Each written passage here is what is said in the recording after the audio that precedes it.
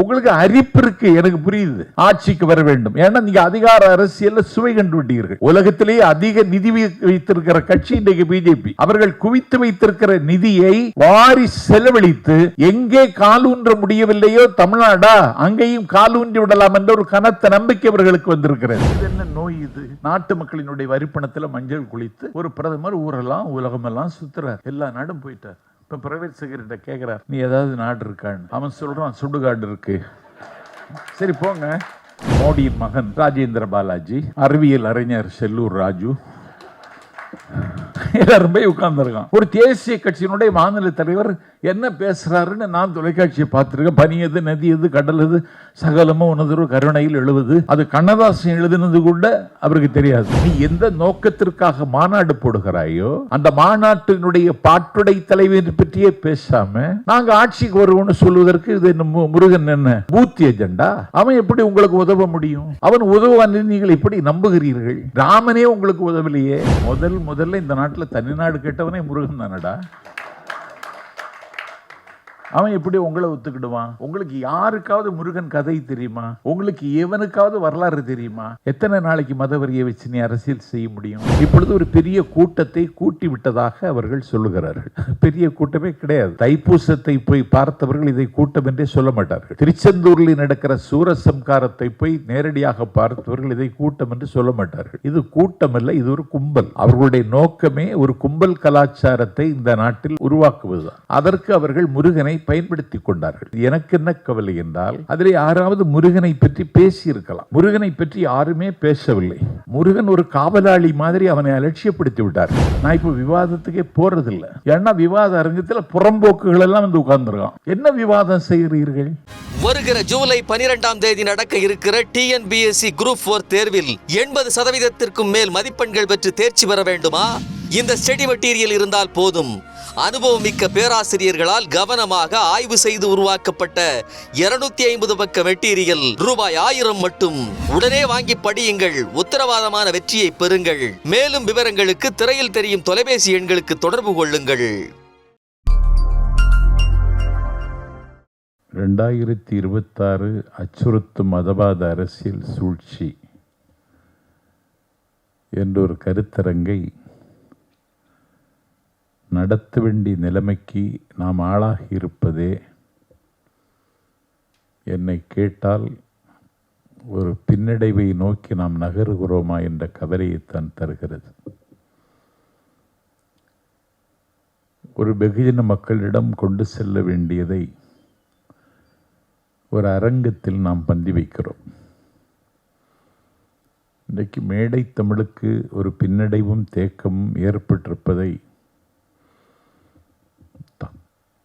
தமிழ்நாட்டின் மேடைகளை அலங்கரிக்கிற நான் கண்கூடாக காணுகிறேன். இவ்வளவு நேரம் நீங்கள் இருந்ததே உங்களுடைய வைராக்கியத்தை தான் காட்டுகிறது. 6 மணிக்கு கூட்டம் என்று 4 மணிக்கு ஆட்களை உட்கார வைத்து விடுகிறார்கள். 6 மணிக்கு என்ற கூட்டம் 7 மணிக்கே முடிந்து விடுகிறது. உட்கார்ந்திருக்கிறவர் எழுந்து போகாமலே அப்படியே இருக்கிறார்கள். ஒலிபெருக்கி அமைப்பாளர் சொல்லுகிறார், கூட்டம் முடிந்து விட்டது, ஏன் போகாமல் இருக்கிறீர்கள் என்று கேட்ட பொழுது அவர்கள் சொன்னார்கள், அடுத்த கூட்டத்திற்கும் எங்களைத்தான் புக் செய்திருக்கிறார்கள் என்று. சிரிப்பதற்காக சொல்லவில்லை. தமிழ்நாடு அப்படி ஒரு சூழலில் இன்றைக்கு சிக்கி தவிக்கிறது. அதற்கு காரணம் அச்சப்படாமல் கொள்கையை வெளிப்படுத்துகிற சொற்பொழிவாளர்கள் தமிழ்நாட்டில் இல்லை என்பதுதான் கசப்பான உண்மை. பெரியார் அதை செய்தார், அண்ணா அதை தொடர்ந்தார். அதற்கு பிறகு வாழையடி வாழையென பல பேர் அந்த வரிசையில் வந்து நின்று மூறி முழங்கினார்கள். ஒரு வீழ்த்த முடியாத வல்லாதிக்கத்தை இந்திய துணைக்கண்டத்து அரசியலில் முதலில் வீழ்த்தியது தமிழகம்தான் என்பது நம்முடைய தித்திப்பான வரலாறு. அந்த வரலாற்றில் ஒரு சறுக்கல் வந்துவிடுமோ என்கிற சங்கடம்தான் இப்படி ஒரு கூட்டத்தை நடத்துவதற்கு நம்மை தூண்டியிருப்பதாகவே நான் கருதுகிறேன். இப்போது ஒரு மத அரசியலை அதில் முருகன் பெயரால் நடத்தி தமிழ்நாட்டில் அவர்கள் இன்றைக்கு ஒத்திகை பார்க்கிறார்கள். ஒரு சாதகமான சூழல்களை உருவாக்கி கொள்வதற்கு ஒரு மிலேச்சத்தனமான அதிகாரம் அவர்கள் கையில் சிக்கிவிட்டது. 500 ஆண்டுகளுக்கு மேலாக இஸ்லாமிய பெருமக்கள் வழிபட்ட பாபரி மஸ்ஜித்தை பட்டப்பகலில் ஒரு அரசியல் தெரிந்த பெருமகன், நம்பர் 1 பார்லிமெண்டேரியன் என்று நான் மதிக்கிற லால்கிஷான் அத்வானி அடியாட்களோடு வந்து பட்டப்பகலில் உடைத்து நொறுக்குகிறார்கள்.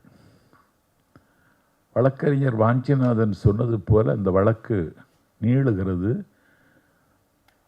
அதில் என்ன கருதப்பட வேண்டியதென்றால்,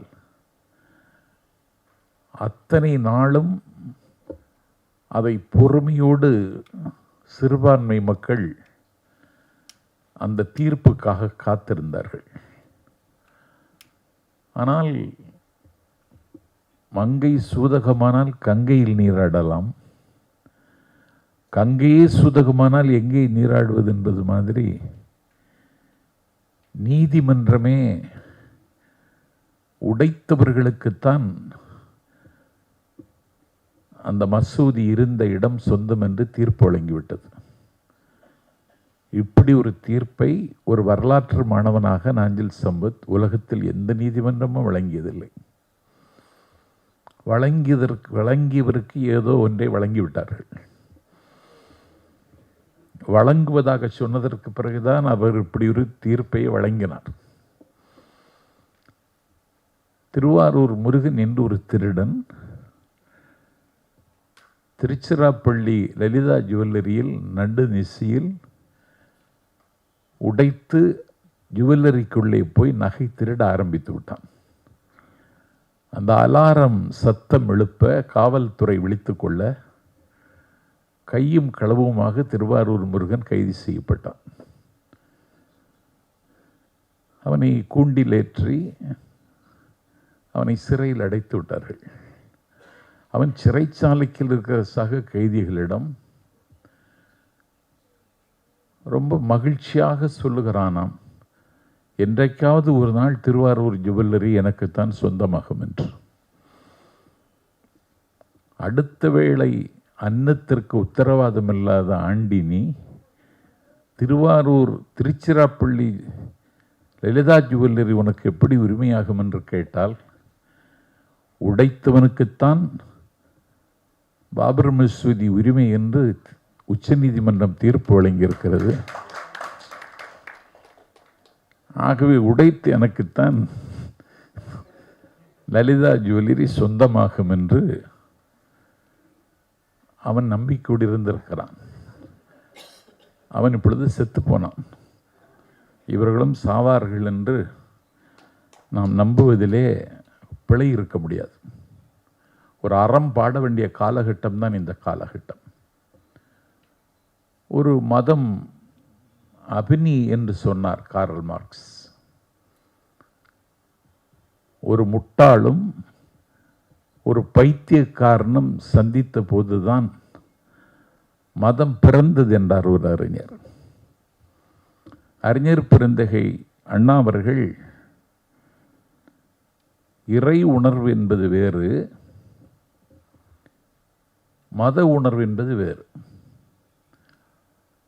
ஒரு இறை உணர்வு மத உணர்வு என்று பார்த்தால், இறை உணர்வு அச்சத்திலிருந்து வெளிப்படுவது, மத உணர்வு என்பது ஆதிக்கத்திலிருந்து வெளிப்படுவது.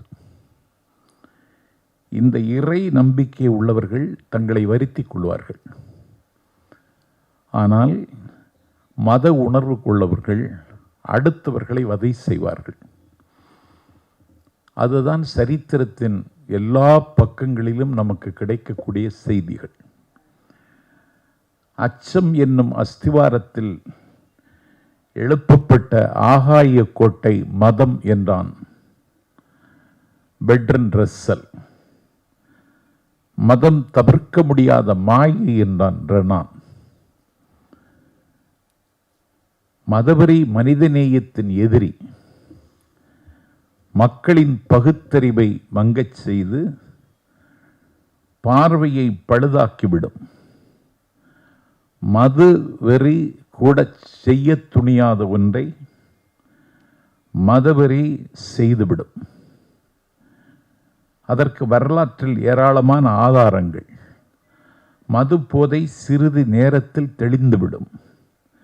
மத போதை மக்கள் கூட்டத்தை ஆட்டி படைக்கும் பல தலைமுறைகளுக்கு என்று அண்ணா அன்றைக்கு எழுதினார்.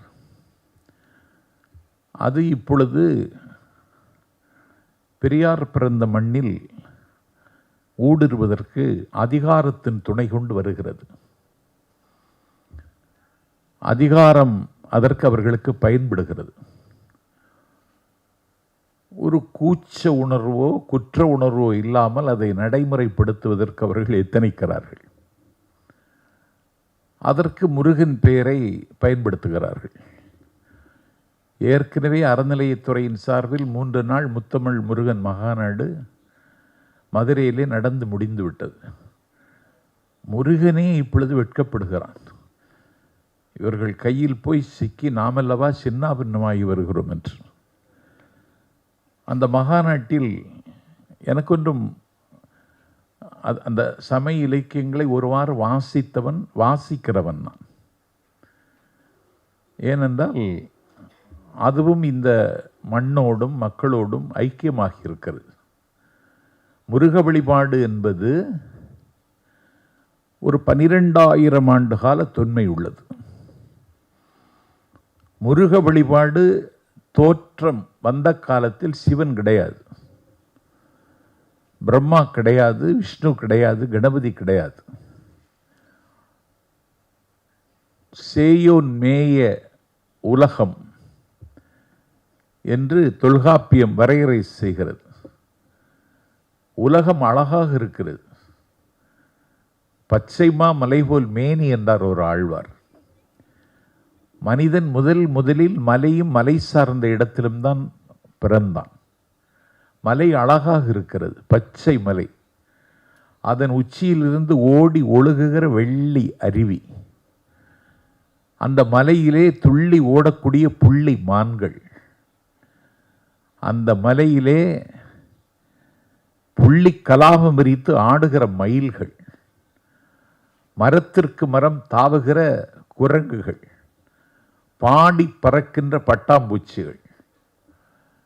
தவளை சத்தங்கள், ஆனை சாத்தானுடைய குரல்கள் என்று மலையில் ஒரு இயற்கை தன்னுடைய நாட்டியத்தை நிகழ்த்தி கொண்டிருக்கிறது. அந்த மலையிலே பிறந்தவன், முதலில் பிறந்தவன் தமிழன். இந்த மலை இவ்வளவு அழகாக இருக்குமானால் இந்த மலையை படைத்த மகேசன் இவ்வளவு அழகாக இருப்பான் என்று அழகான ஒரு சித்திரத்திற்கு உருவம் கொடுத்துத்தான் முதலில் வழிபடத் தொடங்கினார்கள். சுயமரியாதை இயக்கத்தின் தாய் என்று கொண்டாடப்படக்கூடிய தமிழ்த்தென்றல் திருவிக்கா அவர்கள் முருகன் அல்லது அழகு என்றொரு புத்தகம் எழுதியிருக்கிறார்கள். அந்த மாநாட்டில் பங்கேற்றவர்களுக்கோ அதிலே பேசியவர்களுக்கோ தமிழ்த்தென்றல் திருவிக்கா இப்படி ஒரு புத்தகம் எழுதியிருக்கிறாருங்கிற விவரம் தெரியாது. ஏனென்றால் அவர்களுக்கு திருவிக்காவே தெரியாது. அதிலே திருவி கல்யாண சுந்தரனார் அவர்தான் சேக்கிழாரினுடைய பெரிய புராணத்தை முதலில் பதிப்பித்தவர். அவர் அதிலே ஆய்வு நோக்கோடு அதை எழுதியிருக்கிறார். ஆகவே முருகனை வழிபடுவது என்பது இயற்கையை வழிபடுவது. இயற்கையோடு இசைந்த வாழ்க்கை தமிழர்களின் வாழ்க்கை. அதற்கு ஒரு வடிவமாக அந்த முருகனை தமிழர்கள் வழிபட்டார்கள். காலம் தோலுரிக்க தோலுரிக்க புராணங்களும் இதிகாசங்களும் கட்டு கதைகளும் கட்டவிழ்த்து விடப்பட்டு முருகனுக்கு அப்பன் சிவனாகி, அம்மா பார்வதியாகி, அண்ணன் கணபதியாகி, முருகன் என்ன ஆனான் சுப்பிரமணியனாகி, பாலசுப்பிரமணியனாகி, நம்முடைய நெறியாளர் சொன்னது மாதிரி கார்த்திகேயனாகி, இப்படி முருகன் பல அவதாரங்கள் எடுக்க வேண்டிய அளவுக்கு ஒரு காலம் அதை கொண்டு வந்து நிறுத்துகிறது. இருக்கிற கடவுளையே முருகனை தமிழர்கள் கொண்டாடுவதற்கு காரணம் என்ன என்று ஆய்ந்து பார்த்தால், ஒரு முத்தமிழையும் வைதாரையும் வாழ வைப்பான் முருகன் என்று அருணகிரிநாதர் ஒரு இடத்தில் குறிப்பிடுகிறார். இப்பொழுது ஒரு பெரிய கூட்டத்தை கூட்டி விட்டதாக அவர்கள் சொல்லுகிறார்கள். பெரிய கூட்டமே கிடையாது. தைப்பூசத்தை போய் பார்த்தவர்கள் இதை கூட்டம் என்றே சொல்ல மாட்டார்கள். திருச்செந்தூரில் நடக்கிற சூரசம்காரத்தை போய் நேரடியாக பார்த்தவர்கள் இதை கூட்டம் என்று சொல்ல மாட்டார்கள். இது கூட்டம் அல்ல, இது ஒரு கும்பல்.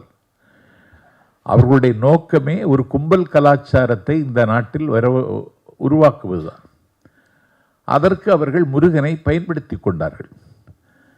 இதிலே நாம் கவலைப்பட வேண்டியது, எனக்கு என்ன கவலை என்றால், அதிலே யாராவது முருகனை பற்றி பேசியிருக்கலாம். முருகனை பற்றி யாருமே பேசவில்லை. முருகன் ஒரு காவலாளி மாதிரி அவனை அலட்சியப்படுத்தி விட்டார்கள்.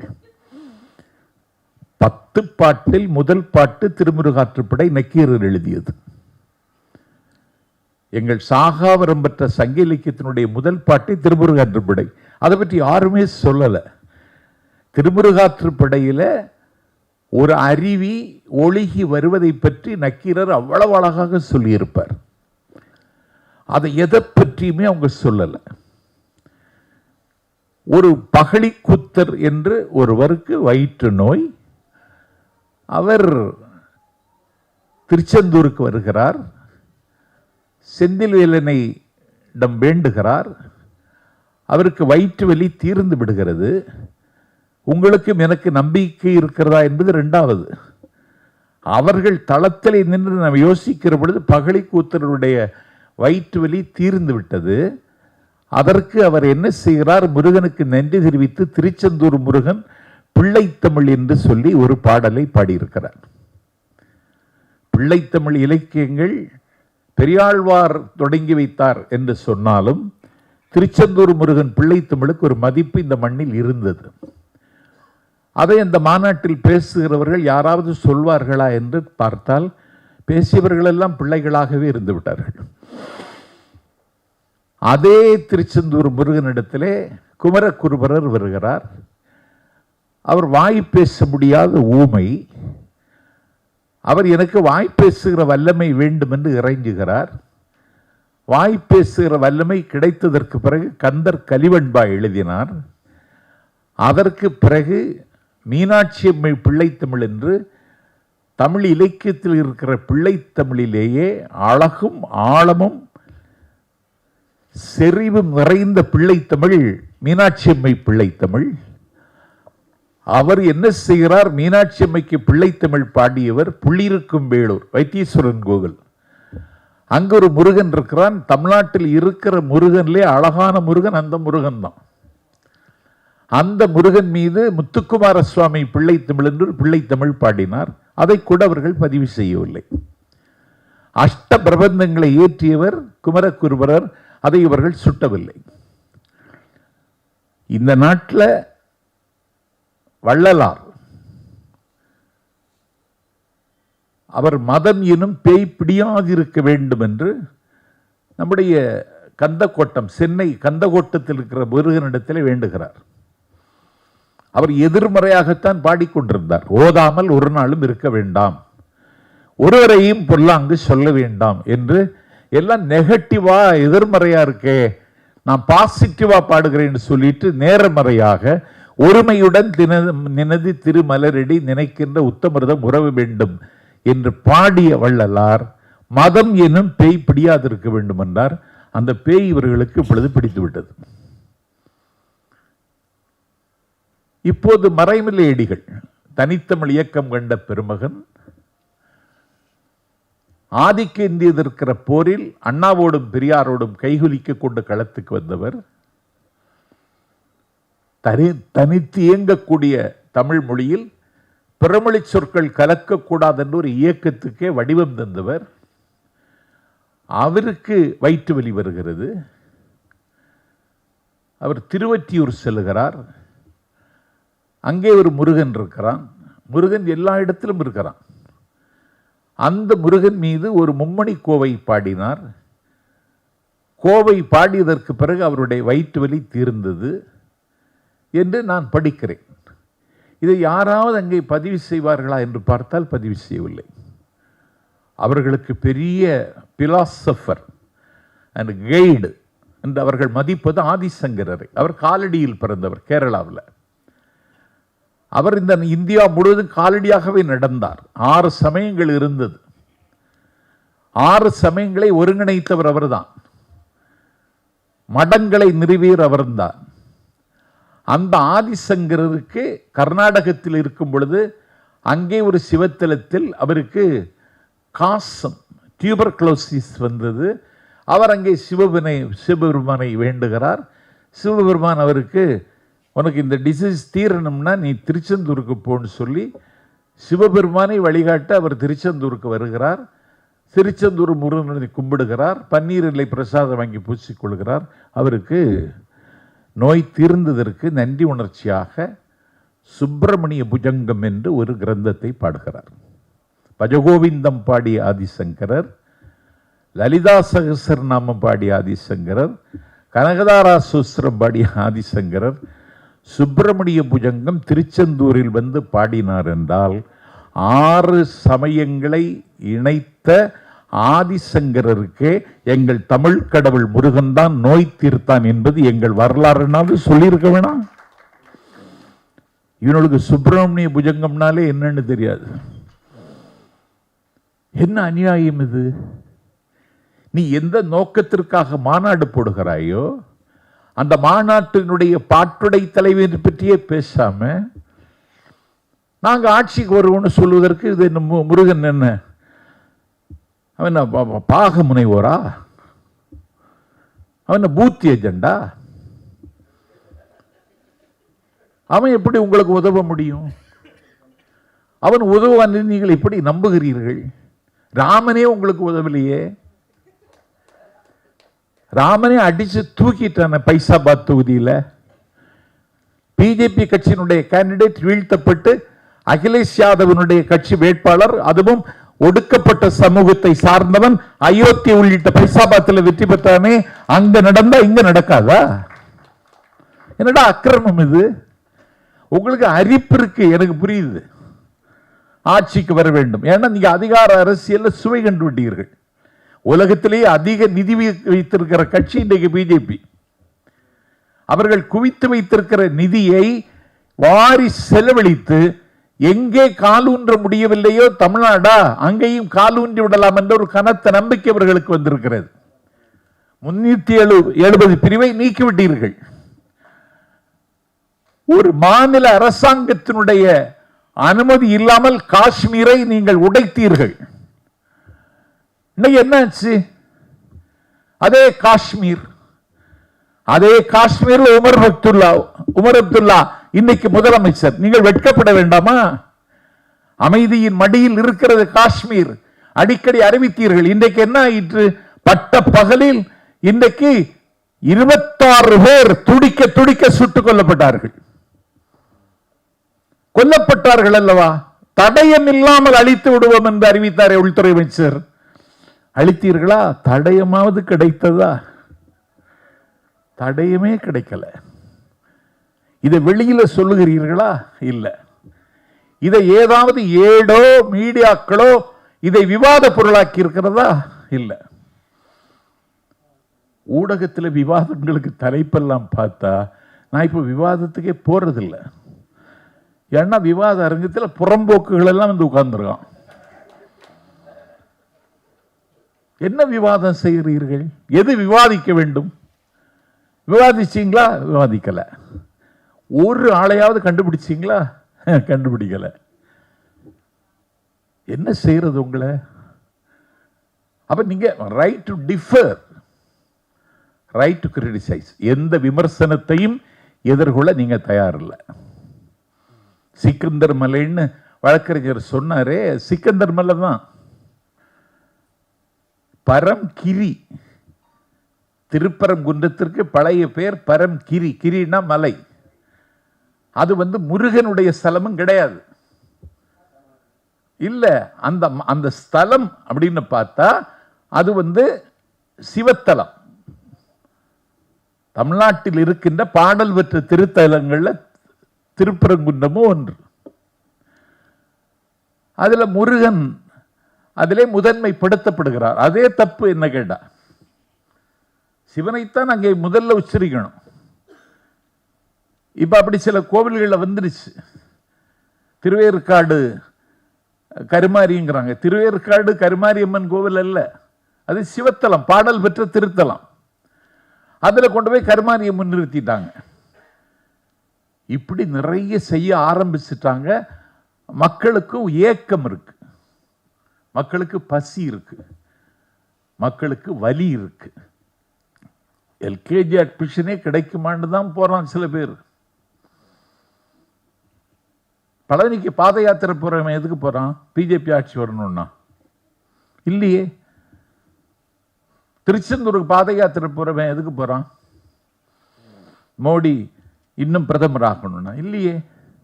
அவனுக்கு வலி இருக்கு, அவன் வலிக்கு ஒரு நிவாரணம் தேடுறான்.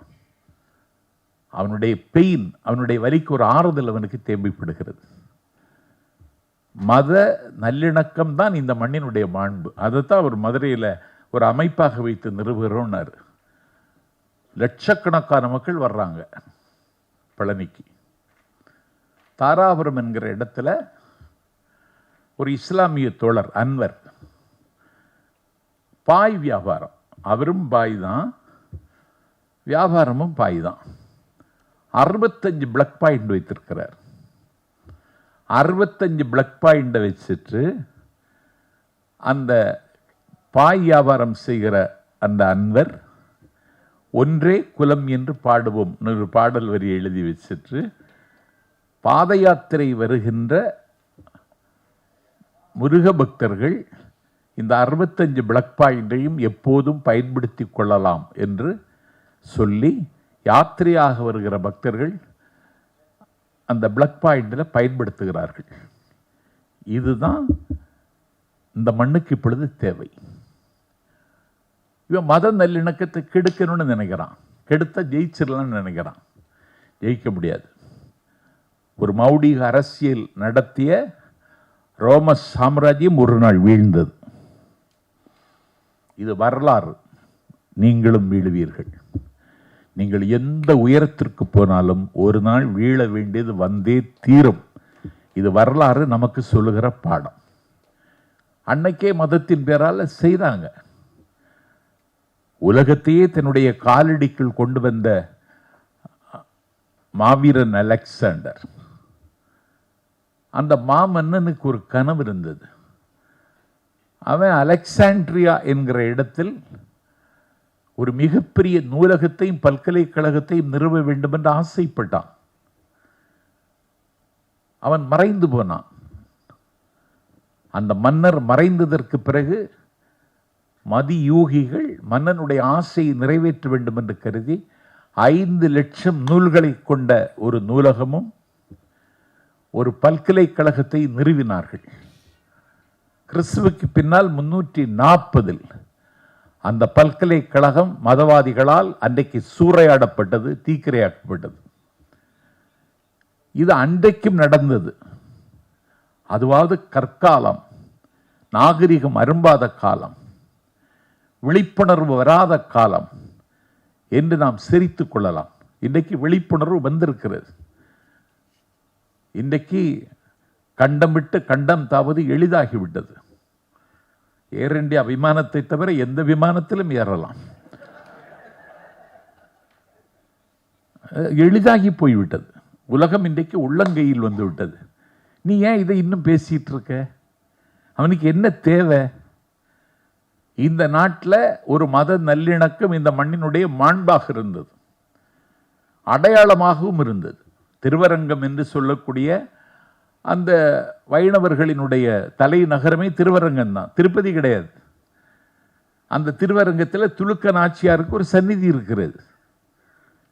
சபரிமலைக்கு போகிற பக்தன் பேட்டை துள்ளி பாபரை கும்பிட்டு தான் சபரிமலைக்கு போறான்.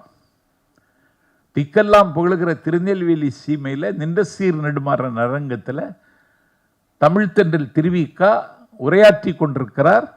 அவர் உரையாற்றுகிறார் என்று பத்திரிகை செய்தியை படித்துவிட்டு எங்கள் நாகர்கோவில் நகரத்தில் இருந்து கோட்டாறு சதாவதானி செய்குதம்பி பாவலர் ஒரே நேரத்தில் 100 அதிசயங்களை நிகழ்த்துவார்.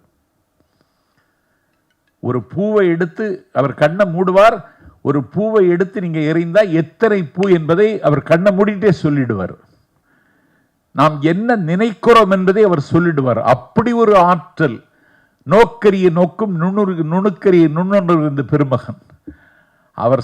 நம்முடைய நண்பர் திருவிக்கா வந்திருக்கிறார், அவருடைய பேச்சை கேட்க வேண்டும் என்று திருநெல்வேலி காந்திமதி அம்பாள் சன்னிதானத்தின் வாசல்ல கால் வைக்கிற பொழுது, நீ ஒரு இஸ்லாமியன் இங்கே வரக்கூடாது என்று அவரை தடுத்து நிறுத்தினார்கள்.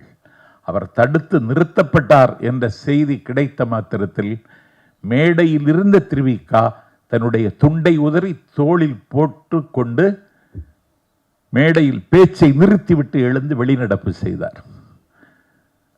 யாருக்காக? சதாவதானி செய்குதம்பிக்காக, அந்த நட்புக்காக. காலம் மாறுகிறது. அதே திருநெல்வேலியில் நின்ற சீர் நெடுமாறன் அரங்கத்தில் சதாவதானி செய்குதம்பி பாவலரே ஒரு நாள் இஸ்லாமும் சைவ சித்தாந்தமும் என்ற தலைப்பில் பேசினார். அப்படி பேசி பக்குவப்பட்ட மண் இந்த மண். வள்ளலாருடைய திருவுருட்பாவை மருட்பா என்று சொன்னது யார்? யார்? யாழ்ப்பாணத்தினுடைய ஆறுமுக நாவலர். அவர் யார்? ஹிந்து. உங்க மொழிப்படி அவரு மருட்பான்னு சொல்லிட்டார். ஆறுமுக நாவலர் அவர் பெரிய தமிழ் ஸ்காலர். நான் அவரை வாசிச்சிருக்கேன், நான் பிரமிச்சிருக்கேன் அவருக்கு எழுத்து படிச்சு. அவரே மருட்பான்னு சொல்லிட்டார். அவர் மருட்பா என்று சொன்னதற்கு பிறகு அவை அருட்பா என்று நிறுவியது யார் என்றால் கோட்டாறு சதாவதானி செய்குதம்பி பாவலர் என்கிற இஸ்லாமியன். இதானடா இந்த மண்ணு. இதை ஏன் எப்படி கெடுக்க பாக்குற நீ? அதுல கொஞ்சம் பேர் போய் ஏறி உட்கார்ந்து இருக்காங்க. மோடியின் மகன் ராஜேந்திர பாலாஜி, அறிவியல் அறிஞர் செல்லூர் ராஜு, எல்லாரும் போய் உட்கார்ந்துருக்கான். ஒரு தேசிய கட்சியினுடைய மாநில தலைவர் என்ன பேசுறாருன்னு நான் தொலைக்காட்சியை பார்த்துருக்கேன். பனி எது, நதி எது, கடல் எது, சகலமும் உனதொரு கருணையில் எழுவது. அது கண்ணதாசன் எழுதினது கூட அவருக்கு தெரியாது. பாடியவன் மதுரை சோமங்கிற விவரமும் தெரியாது. நான் நினைச்சேன் சரி பாடியாவது பிழைச்சிக்கிட்டவர் பரவாயில்ல அப்படின்னு சொல்லதான் முடிஞ்சது. எதுக்கு நடத்துறீங்களோ அதை சொல்ல வேணாம். அருணகிரிநாதர்னு ஒரு ஆள் இருந்தாரு திருவண்ணாமலை. அவருக்கு கொஞ்சம் பலவீனம். அவரு உண்ட உணவின் கொழுப்புகளை பிறரோடு கூடி தனித்துக் கொள்ள வேண்டும் என்கிற தன்னிச்சையிலேயே இயங்கினார். கொஞ்சம் பலவீனப்பட்டவர். பலவீனம் எல்லாருக்கும் இருக்கும், அதில் தப்பு இல்லை. அப்படி ஒரு நாள் நடுநிசி நள்ளிரவு வீட்டுக்கு வரும் பொழுது எங்கடா போனேன் அப்படின்னு அவருடைய தமக்கை கேட்ட உடனே அவர் அதிர்ச்சி அடைந்து நிற்கிறார். கண்ட கண்ட பெண்களோடு உறவு கொள்வதும் உல்லாசம் அனுபவித வாழ்க்கைன்னு நினைச்சிட்டா, நீ என்னையும் அனுபவிச்சுக்கணும் அக்கா சொல்லிட்டா. அவருக்கு சுயமரியாதை வந்துச்சு. மலையின் உச்சியிலேருந்து குதிச்சிட்டாரு. தற்கொலை பண்ணுக்கு முயற்சி. இது வழக்கு போட வேண்டிய கேஸ். இது குதிச்சிட்டாரு. முருகன் வந்து காப்பாற்றிட்டான். முருகன் அப்போ ஃப்ரீ அண்ட் ஃபேராக இருந்தான். எந்த கட்டுக்காவலும் அவனுக்கு கிடையாது. நீ என்னை பற்றி பாடு, ஏன் இப்படி தற்கொலை பண்ணாலும் இப்படி இருக்கு, எனக்கு ஒரு பிரச்சனை, அதெல்லாம் போயிடலாம், நீ என்னை பற்றி பாடுன்னாரு. பாட தெரியாதுன்னா. பாடறியேன், படிப்பறியேன், பள்ளிக்கூடம் நான் அறியேன், ஏடறியேன், எழுத்தறியேன், அறிவொளி இயக்கத்தில் கூட சேரல, நீ என்ன பாடுன்னா நான் எப்படி பாடணும்? ஓம் என்கிற பிரணவ மந்திரத்தை வேலா வச்சு எழுதிட்டார். அதனால் சந்த திருப்புகள் பாடினார். தமிழுக்கே அது ஒரு பெரிய கொடை. அதை யாரும் பின்பற்றி எழுத முடியலை. கவிஞர் தணிகை செல்வன் ஒரு 2 ஆட்கள் 2 பாட்டு பாடியிருக்காங்க. அந்த நட்டையே வராது, அடிச்சு நொறுக்குகிறார். எல்லா இடமும் போய் பாடுறார். கடல் தாண்டி கதிர்காமம் வரைக்கும் போய் பாடுகிறார். அவர் பாடுகிறார். அவர் எல்லா நோய்க்கும் அதில் மருந்து சொல்லுகிறார், எல்லா வினைக்கும் தீர்வு சொல்லுகிறார். அதையாவது சொன்னீங்களா? சரி, அவருக்கு படத்தையாவது இந்த மாநாட்டில் திறந்து வச்சிங்களா? மாநாடுன்னா ஒரு படத்திறப்புன்னு ஒரு வைபவம், அதையாவது திறந்து வச்சிங்களா? அதுவும் வைக்கலை. குமரக்குருவர் படத்தை திறந்து வச்சிங்களா? இல்லை. உருவாய் அருவாய் உளதாய் இலதாய் மறுவாய் மலராய் மணியாய் ஒளியாய் குருவாய் வருவாய் அருள்வாய் குகனின்னு 60 ஆண்டு காலம் பேசினார் வாரியார். அவருக்கு படத்தையாவது திறந்து வச்சிங்களா? எதுக்கு மாநாடு போட்டீங்க? முருகன் உங்களுக்கு ஆதரவாக இருப்பானா? முருகன் அப்படி ஒரு முடிவெடுத்தாலும் எங்களுக்கு ஆதரவாக வருவானே தவிர உங்களுக்கு ஆதரவாக எப்படி வருவான்? கதைப்படி பார்த்தாலும் முருகன் இந்த நாட்டில் அன்னைக்கு நாரதர்னு ஒருத்தன் இருந்தான், கலகம் செய்ய பிறந்தவன், சுப்பிரமணிய சாமியை விட மோசமானவன். அவர் மாங்கனியை கொண்டு சிவபெருமான்கிட்ட கொடுக்குறான். உடனே சிவனுக்கு முடிவெடுக்க முடியல. அம்பாள்கிட்ட கேட்குறான், யார்கிட்ட கொடுக்கறது? கணபதிகிட்ட கொடுக்கறதா முருகன்கிட்ட கொடுக்கறதான்னு. நீங்கள் எதுக்கும் உலகத்தையமாக சுற்றி வரணும், அவனுக்கு கொடு அப்படின்னு அந்த அம்மா சொல்லுது. முருகன் மயில் வாகனத்தை எடுத்துகிட்டு உலகத்தை பூரா சுற்றுறான். கணபதி இருந்த இடம் விட்டு நகரலை. இவன் உலகம் பூரா சுற்றி வர்றான். கனியை தாங்கன்னு கேட்டான், கணபதிக்கு கொடுத்துட்டான். உலகமே சுற்றலையே, நான் நியூயார்க்கில் 4 நாள் இருந்தேன், வந்ததா தகவலும் இல்லை, வர்றதா செய்தியும் இல்லையே. சிங்கப்பூரில் இருந்தேன், துபாயில் இருந்தேன், ஒரு இடமும் வரலையே, எப்படி கொடுத்தீங்கன்னு கேட்டான். அது தந்தை தாயை சுற்றினாலும் உலகத்தை சுற்றியதற்கு சமம்னு அரசியல் சட்டத்தின் 356வது பிரிவு சொல்லுகிறதுன்னு கொடுத்துட்டோம்னா, உங்கள் அரசியல் சட்டத்தை தூக்கி குப்பையில் போடுங்க, உங்கள் ஆதிக்கத்தின் நிழலில் நான் வாழ முடியாது, நானே உங்களிடமிருந்து விடைபெற விரும்புகிறேன், குன்றிருக்கும் இடமெல்லாம் இந்த குமரன் குடியிருப்பான் என்று சொல்லி என்னை தேடுகிறவர்கள் குன்றுக்கு வாருங்கள், குன்றம் காக்க குமரன் காக்கங்கிறான்ல, அப்படி தான் அவர் குன்றுக்கு போனார். முதல்ல இந்த நாட்டில் தனிநாடு கேட்டவனே முருகன் தானடா. அவன் எப்படி உங்களை ஒத்துக்கிடுவான்? உங்களுக்கு யாருக்காவது முருகன் கதை தெரியுமா? உங்களுக்கு எவனுக்காவது வரலாறு தெரியுமா? கந்த சஷ்டி கவசத்தை பாடுறான்னு சொன்னா அவனுக்கு வலிக்காக பாடுறான். பக்தியை தாண்டி அவனுக்கு நோய் இருக்கு. ஒளிப்பு, சுளுக்கு, ஒருதலை நோய், வாதம், சைத்தியம், வலிப்பு, பித்தம், சூலை, சயம், குன்மம், சொக்கு, சிரங்கு, குடல் விப்பிரிதி, பக்கப்பிளவை, படலை வாழை, கடுவன், படுவன், கைத்தால் சிலந்தி, பற்குத்திறனை, பெருவரை யாப்பும், எல்லா பிணியும் அகலைன்னு பாடுறான். எல்லா பிணியும் நம்ம ஆளு வாங்கி வச்சுட்டு தான் இருக்கான். அதுக்காக தான் பாடுறான். இதை போய் நீ கூட்டமாக இருந்து எதுக்கு பாடுற? நீ உனக்கு என்ன வந்துச்சு? இந்த நாட்டில் எவ்வளவு இருக்கு பேசுறதுக்கு? எதையும் பேசாம தமிழ்நாட்டு அரசியலில் பேச எவ்வளவு இருக்கு? எதையும் பேசாம முருகனை பற்றி பேசி ஒரு டைவர்ட் பண்ணலாம், திசை திருப்பி விடலான்னு நினைக்கிறியே. தமிழர்கள் அவ்வளவு பலவீனமானவர்களா? ராமனை பெரியார் செருப்பால் அடித்தார் சேலத்தில் என்ற செய்தி வந்த பிறகுதான் 1971 திமுக 184 இடங்கள் வென்றது. இதுதான் வரலாறு. ஒன்று மட்டும் புரிந்து கொள்ளுங்கள், தமிழ்நாட்டில் மக்கள் அரசியலுக்கும் மதத்திற்கும் வேறுபாடு பார்க்க தெரிந்த ஒரே இனம் தமிழ் தேசிய இனம், தமிழ்நாட்டு மக்கள் தான். அவன் அப்படி கும்பலாக சேர்ந்துருவான்.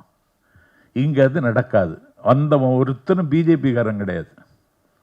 பிஜேபியில் வாக்களிக்க வேண்டும் என்று நீ வற்புறுத்தினா பிஜேபிக்கு வாக்களிக்க வேண்டிய அவசியம் தமிழர்களுக்கு எங்கிருந்து வரும்? அதுக்கு காரணம் சொல்லு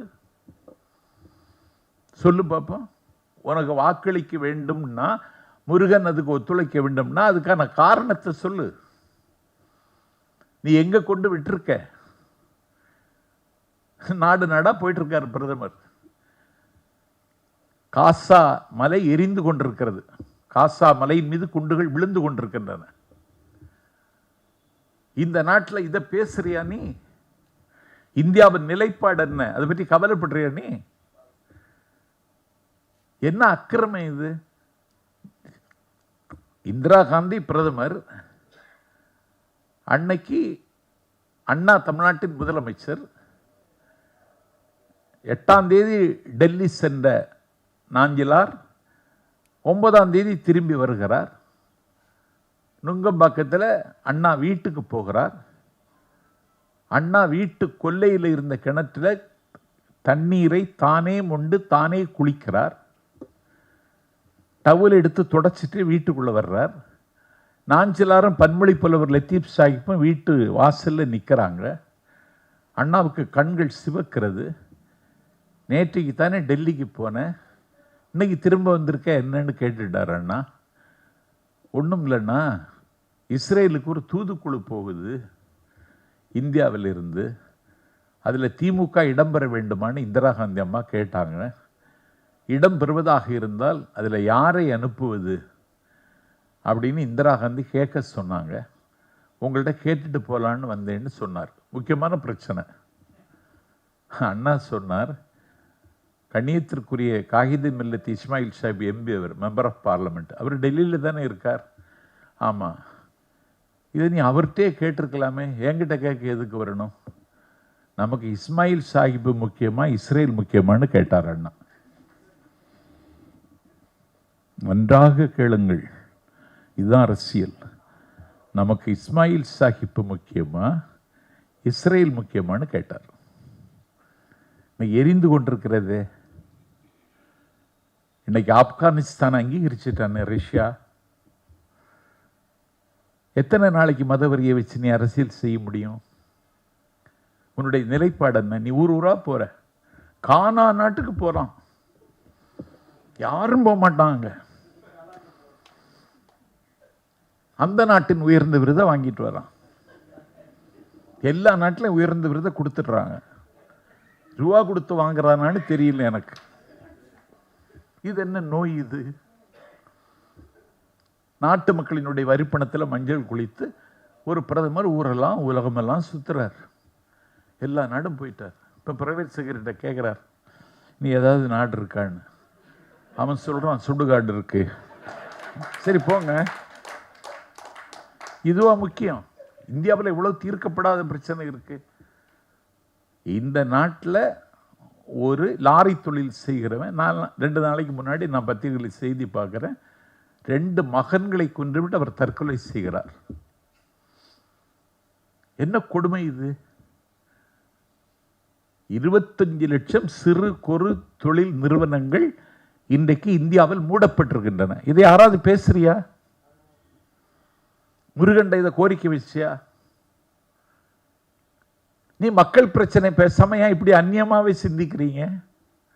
உங்களுக்கு இது பழக்கம். இதை வச்சே நீங்க வேடிக்கை காட்டி இந்தியாவில் ஜெயிச்சிட்டீங்க, இன்னும் ஜெயிக்கலான்னு நினைக்கிறீங்க. காலம் அதை அனுமதிக்காது. எவ்வளவு பிரச்சனை இருக்கு, எவ்வளவு வலி இருக்கு. இந்த நாட்டில் ஒரு டயாலிசிஸ் சென்டர் இல்லை. சிறுநீரகத்தால் பாதிக்கப்பட்டவன் 6000 ரூபாய் கொடுத்து தனியார் மருத்துவமனையில் டயாலிசிஸ் செய்வதற்கு சக்தி உள்ளவனாக இருக்கிறானா? இல்லையே. சரி, பட்டம் என்கிற பிச்சை பாத்திரத்தை வாங்கி வைத்துக் கொண்டு வீதியில் நிற்கிறவர்கள் வேலைக்கு ஏதாவது உத்தரவாதம் இருக்கிறதா? என் காலடிக்கு கீழே காணாமல் போன காலங்களை கீழடியில் கண்டுபிடித்து விட்டோம் என்கிற பெருமிதத்தில் இருந்தா அந்த அகழ் ஆராய்வை அற்புதமாக செய்து அறிவியல் ரீதியாக நிரூபித்திருக்கக்கூடிய அமர்நாத்தை இந்த நாட்டில் நீ எங்கேயோ தூக்கி அனுப்பிட்டு இன்னைக்கு அறிவியல் ரீதியான ஆதாரம் தான் கேட்கிறியே.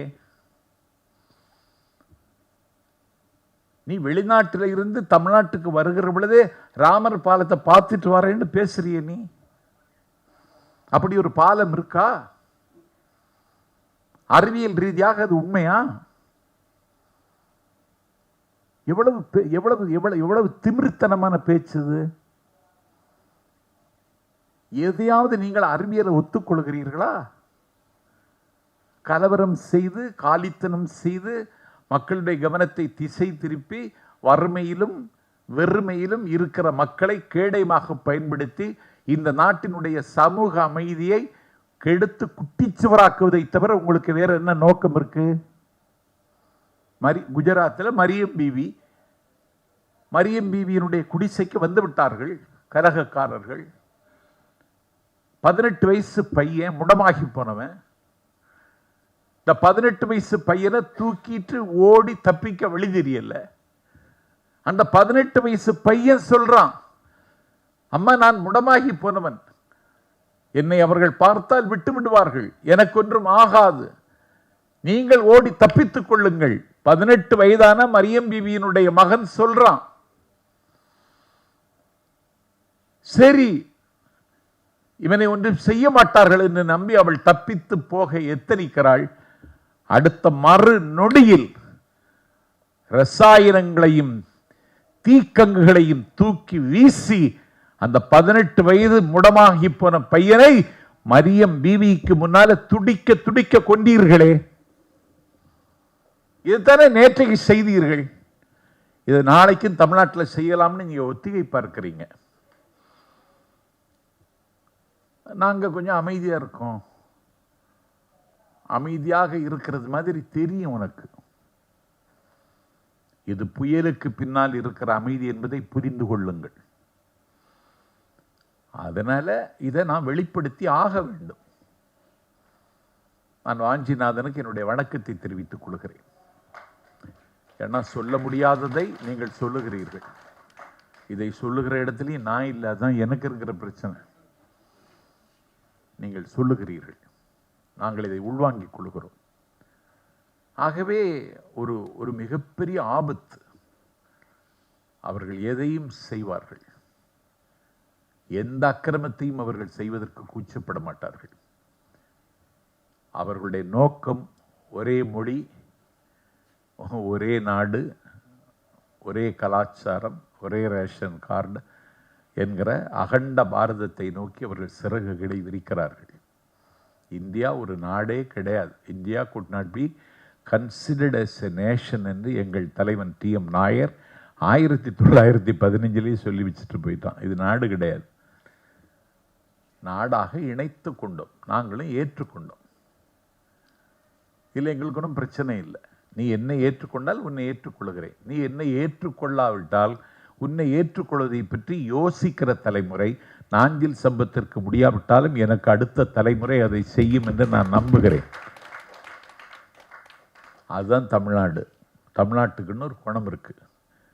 முருகன் வழிபாடு 12,000 சங்க காலத்துக்கு முன்னாடி இருந்தே இருக்கு. பரிபாடல்ல இருக்கு, புறநானூரில் இருக்கு, ஏன் சிலப்பதிகாரத்திலே இருக்கு. இதை வச்சுட்டு ஒரு அரசியல் செய்வது என்பது அயோக்கியத்தனத்தினுடைய உச்சம். ஏதோ 4 பாட்டு சொல்லி பொருளாவது சொன்னீங்களா? அதுவும் இல்லை. நாளன் செய்யும் மனைதான் என் செய்யும், ஒரு கந்தர் அலங்கார பாட்டை சொன்னீங்களா? அதுவும் இல்லை. உங்களுக்கு ஒண்ணுமே தெரியாது. நீங்க எல்லாம் காலி குடுவைகள். நீங்கள் கலவரத்தை விரும்புகிறவர்கள், வன்முறை வாழ்வியலாக கொண்டவர்கள். இந்திய அரசியலில் நீங்கள் ஆபத்தான பேரவழிகள், நீங்கள் அப்புறப்படுத்தப்பட வேண்டியவர்கள். திரிபுராவில் ஜெயிச்சது நீங்க ஜெயிச்சதா? ஆதிவாசி பழங்குடிகள் படுகிற பாடு என்ன சொன்னாரே. இன்னைக்கு ஸ்டேன் சாமியினுடைய நினைவு நாள் என்று அவர் தொழுநோய் மக்களுக்கு, மலைவாழ் மக்களுக்கு தொண்டூழியம் செய்வதற்காக போனவர். அவர் என்ன குற்றம் செய்தார்? அவரை அன்லாஃபுல் ஆக்டிவிட்டீஸில் கைது செய்கிறீர்கள், சிறையில் அடைக்கிறீர்கள். அவர் சட்டப்படி கைது செய்யப்பட்டு விட்டார். ஜாமீன் கேட்கிறோம், தந்தீங்களா? தருவதற்காவது யோசித்தீர்களா? சரி, பக்கவாதம் வந்துவிட்டு, ஸ்ட்ரோக் வந்து விட்டது, அதுக்கப்புறமாவது தர்றீங்களா? அவர் சிறுநீர் பெய்கிறார், அப்புறப்படுத்த ஆள் இல்லை. மலம் கழிக்கிறார், சுத்தம் செய்ய ஆள் இல்லை. ஒரு அவுன்ஸ் தண்ணீரை வலது கரத்தில் ஏந்தி குடிப்பதற்கு கையில் வலிமை இல்லை. இனி அவரை சிறைச்சாலையில் வைத்திருக்க வேண்டிய தேவை இருக்கா? அப்பொழுதாவது நீங்க விடுதலை தந்தீர்களா? தரலையே. ஜாமீன் தந்தீங்களா? தரலையே. உங்களுடைய கொலை பட்டியலை வச்சு பேசினா அந்த இரத்த அத்தியாயங்களை ஒரு 20 மணி நேரம் பேசலாம், அவ்வளவு இருக்கு. பேச வேண்டிய காலம் வரத்தான் செய்யும், பேசத்தான் செய்வோம். நாங்கள் ஒதுங்கி விட மாட்டோம். ஒளிந்து விட மாட்டோம். இதை பேசுகிற காலமும் வரும். விளைவுகள் கொஞ்சம் மோசமாக இருக்கும் அப்படின்னு சொன்னார் வாஞ்சிநாதன். இருக்கலாம். கோவிந்த பன்சாராவை கொன்றார்கள், நரேந்திர தபோல்கரை கொன்றார்கள், ஹம்பி பல்கலைக்கழகத்தினுடைய துணைவேந்தர் டாக்டர் கல்ஃபுர்கியை கொன்றார்கள். தமிழ்நாட்டில் ஜெயலலிதாவின் ஆட்சி காலத்தில் தடை செய்யப்பட்ட மாதுருபாகன் தினத்தை கன்னடத்தில் மொழிபெயர்த்து கருத்துரிமைக்கு கவசம் தந்த பெருமாட்டி மிகச்சிறந்த எழுத்தாளர் லங்கேஷ்கரை அவருடைய வீட்டு வாசலில் சுட்டு கொண்டார்கள். இணைஸ்டேன்ஸ் பாதிரி, சாய்பாபா, உங்களுடைய கொலைப்பட்டியல் நீளுகிறது. நான் இதில் சம்பத்து ஒன்றை சொல்லுகிறேன், நான் அறத்தின் மீது நம்பிக்கை உள்ளவன். அண்ணா சொல்லுவார், அறம் வெல்லும், நிச்சயமாக வெல்லும், அதற்கு சில காணிக்கைகள் கொடுக்க வேண்டியது வரும் என்று அண்ணா சொன்னார். அதற்கு கொடுக்கிற காணிக்கை தான் வாய்ஸ் ஆஃப் தமிழ்நாடு இந்த கருத்தரங்கம் என்பதை இங்கே பதிவு செய்து, ஆகவே இதில் சோர்ந்து போவதற்கு எதுவும் இல்லை. அயர்வும் சோர்வும் அவர்கள் நமக்கு பரிசாக தருவதற்கு எத்தனிப்பார்கள்.